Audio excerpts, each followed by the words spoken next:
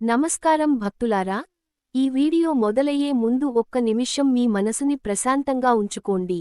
ఎందుకంటే ఈరోజు నేను చెప్పబోయే విషయానికి మీ జీవితంలో రాబోయే 25 సంవత్సరాల ప్రయాణానికి సంబంధించినది. 2026 ఆగస్టు 12వ తేదీన ఆకాశంలో జరగబోయే ఒక అరుదైన సూర్యగ్రహణం గురించి పెద్దలు, జ్యోతిష్యులు ఏం చెబుతున్నారో మీరు తెలుసుకోబోతున్నారు. కొందరు రాసుల వారికి ఈ గ్రహణం ఒక కొత్త అధ్యాయాన్ని తెరవబోతోందని, వారి జీవితంలో అదృష్టం ఒక్కసారిగా మలుపు తిరగబోతోందని పెద్దలు చెబుతూ ఉంటారు. డబ్బు పెట్టి కొనలేని, ఎవరు ఆపాలన్నా ఆపలేని ఒక శక్తి, ఒక అనుగ్రహం కొందరి జీవితంలోకి ప్రవేశించబోతోందని సంప్రదాయం చెబుతుంది.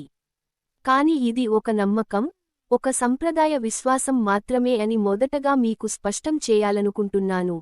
ఇది ఎవరికీ గ్యారంటీ ఇచ్చే విషయానికి కాదు, కానీ మన పెద్దల అనుభవం, మన సంప్రదాయం ఏం చెబుతుందో తెలుసుకోవడం కూడా ముఖ్యమే కదా. ఈ వీడియో చివరి వరకు చూడండి, ఎందుకంటే చివర్లో నేను మీకు ఒక ముఖ్యమైన విషయానికి చెప్పబోతున్నాను. అది మీ ఇంటిలో గ్రహణం రోజు తప్పకుండా పాటించాల్సిన ఒక చిన్న ఆచారం. అది తెలియకపోతే మీరు గ్రహణం వల్ల కలిగే ప్రయోజనాన్ని పూర్తిగా పొందలేకపోవచ్చు. మన సనాతన సంప్రదాయంలో గ్రహణాలకి చాలా ప్రత్యేకమైన స్థానం ఉంది. సూర్యుడు, చంద్రుడు జీవుల ఆత్మకి, మనసుకి ప్రతినిధులుగా చెప్పబడతారు. సూర్యుడు ఆత్మకారకుడు, మన ఆత్మశక్తికి, తేజస్సుకి సంకేతం. చంద్రుడు మనసుకి కారకుడు, మన భావోద్వేగాలకి, ప్రశాంతతకి ప్రతీక. ఈ రెండు గ్రహాల మధ్య రాహువు అడ్డు వచ్చినప్పుడు సూర్యగ్రహణం సంభవిస్తుంది. జ్యోతిష్య శాస్త్రం ప్రకారం ఇది కేవలం ఒక ఖగోళ సంఘటన మాత్రమే కాదు, ఇది సూక్ష్మంగా మన మనసు మీద, మన బుద్ధి మీద ప్రభావం చూపే ఒక సమయం. అందుకే గ్రహణ సమయాన్ని పెద్దలు ఎంతో పవిత్రంగా, అదే సమయంలో ఎంతో జాగ్రత్తగా చూసుకోవాలని చెబుతారు. కొన్ని ప్రాంతాలలో గ్రహణం అంటే భయపడాల్సిన సమయం అనుకుంటారు, కానీ నిజానికి ఇది ఆత్మపరిశీలనకి, ధ్యానానికి, జపానికి ఎంతో అనుకూలమైన సమయం అని పురాణాలు చెబుతాయి.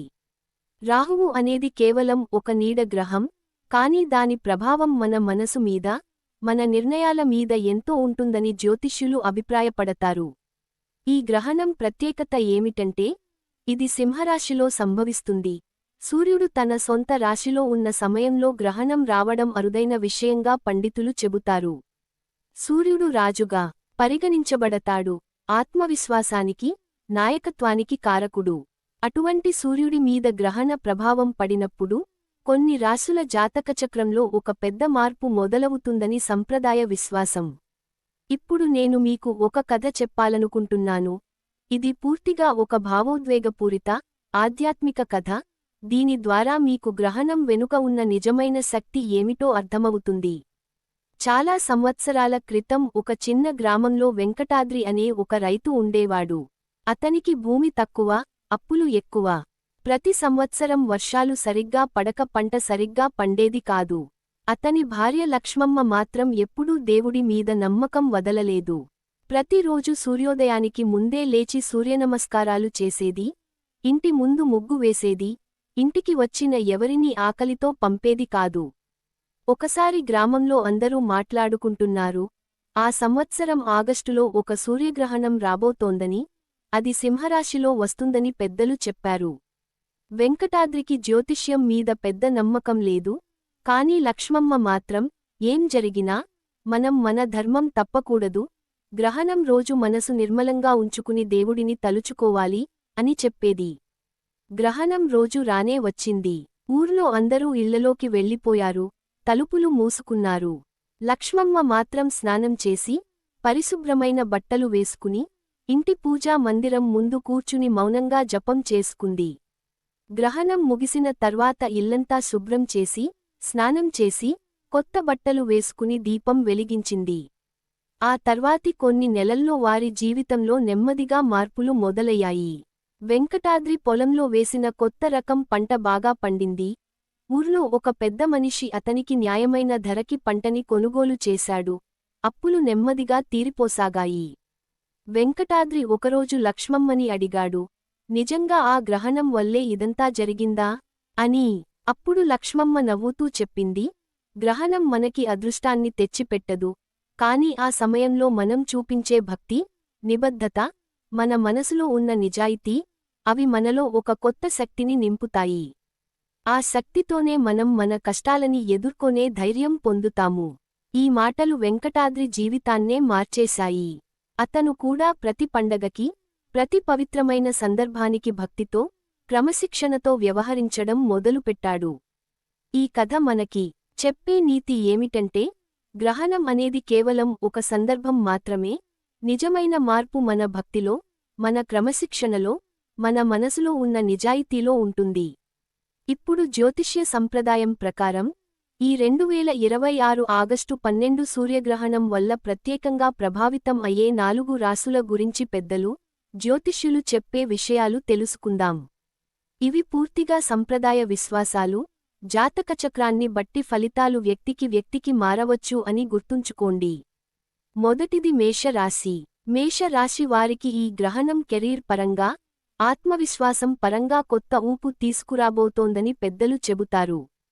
చాలా కాలంగా ఆగిపోయిన ప్రయత్నాలు ఫలించే అవకాశం ఉందని సంప్రదాయ నమ్మకం. రెండవది సింహరాశి. ఈ గ్రహణం సింహరాశిలోనే జరగడం వల్ల, సింహరాశి వారికి ఇది వారి సొంత రాశిలో జరిగే గ్రహణం అవుతుంది. దీనివల్ల వారి వ్యక్తిత్వంలో, నాయకత్వ లక్షణాలలో పెద్ద మార్పు వస్తుందని, గౌరవం, గుర్తింపు పెరుగుతుందని జ్యోతిష్యులు చెబుతారు. మూడవది వృశ్చిక రాశి. వృశ్చిక రాశి వారికి ఆర్థిక పరిస్థితుల్లో స్థిరత్వం, కుటుంబంలో శాంతి పెరిగే అవకాశం ఉందని సంప్రదాయం చెబుతుంది. నాలుగవది ధనస్సు రాశి. ధనస్సు రాశి వారికి కొత్త అవకాశాలు, విదేశీ సంబంధాలు, విద్యాపరమైన విజయాలు వచ్చే అవకాశం ఉందని పెద్దలు అభిప్రాయపడతారు. ఇక్కడ నేను మళ్లీ గుర్తు చేయాలనుకుంటున్నాను, ఇవి కేవలం సాధారణ రాశి ఫలితాలు మాత్రమే. మీ వ్యక్తిగత జాతకచక్రాన్ని బట్టి, మీ గురువుని లేదా జ్యోతిష్యుడిని సంప్రదించి పూర్తి వివరాలు తెలుసుకోవడం మంచిది.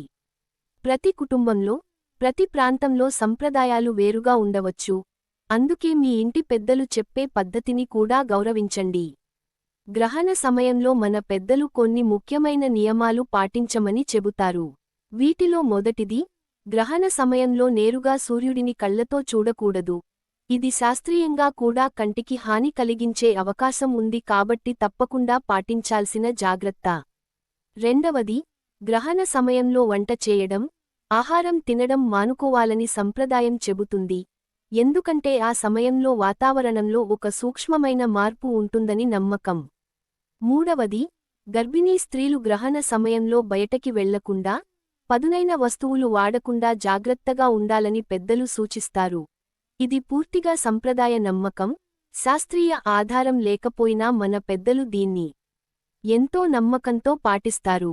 నాలుగవది, గ్రహణం ముగిసిన వెంటనే ఇల్లంతా శుభ్రం చేసుకుని, స్నానం చేసి, ఇంట్లో ఉన్న నీళ్లు, ఆహార పదార్థాలలో తులసి ఆకులు వేసుకోవడం ఒక సాంప్రదాయ పద్ధతి. ఐదవది, గ్రహణం సమయంలో మంత్ర జపం, ధ్యానం చేయడం ఎంతో శుభప్రదంగా భావిస్తారు. ఎందుకంటే ఆ సమయంలో మనసు ఎంతో స్థిరంగా, శక్తివంతంగా ఉంటుందని నమ్మకం. ఈ నియమాలన్నీ మూఢనమ్మకాలుగా కాకుండా, మన పెద్దల అనుభవం నుండి వచ్చిన జాగ్రత్తలుగా చూడండి. వీటిని పాటించడం లేదా పాటించకపోవడం పూర్తిగా మీ కుటుంబ సంప్రదాయం మీద ఆధారపడి ఉంటుంది. ఇప్పుడు గ్రహణం రోజు మీరు ఇంట్లో పాటించదగిన సరళమైన ప్రక్రియ గురించి తెలుసుకుందాం. గ్రహణం మొదలవడానికి ముందు స్నానం చేసి పరిశుభ్రమైన బట్టలు ధరించండి. ఇంట్లో పూజా మందిరం ఉంటే, అక్కడ ఒక దీపం వెలిగించకుండా ఉంచండి. ఎందుకంటే గ్రహణ సమయంలో దీపాలు వెలిగించకూడదని సంప్రదాయం చెబుతుంది. గ్రహణ సమయంలో ప్రశాంతంగా కూర్చుని, మీకు ఇష్టమైన దేవుడి నామాన్ని మనసులో జపించండి. ఇది ఓంకారం కావచ్చు, గాయత్రీ మంత్రం కావచ్చు, లేదా మీ కుటుంబ దేవత నామం కావచ్చు. ఈ సమయంలో మౌనంగా ఉండడం, అనవసరమైన మాటలు మానుకోవడం మంచిదని పెద్దలు చెబుతారు.